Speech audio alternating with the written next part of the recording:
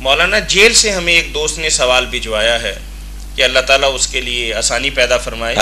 وہ کہتے ہیں کہ میں نے ایک آدمی کو لین دین کے سلسلہ میں بائی نیم چیک دے دیا کیونکہ مجھے کسی دوسری جگہ سے رقم ملنے کی امید تھی.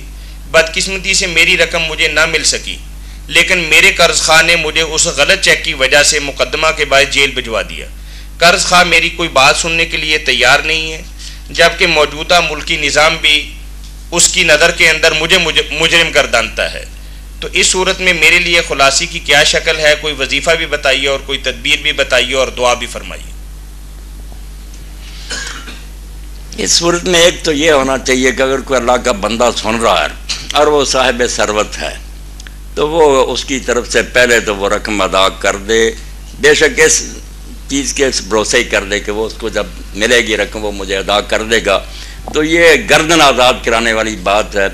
بہت اچھی بات ہے کہ وہ اگر بے گناہ جیل میں بند اس وجہ سے کہ پیسے نہیں دے سکا تو کوئی اور دے دے، اس کا قرضہ اس کے ذمہ آ جائے گا، یہ بیچارہ بعد میں دے دے گا. باقی یہ اپنے لیے دعا جو ہے نا وہ کرے کہ ہر فرض نماز فجر کے بعد، ہر نماز کے بعد نہیں، میرا بھائی سن رہا ہے، اللہ تعالیٰ اس کی مشکل حل کرے.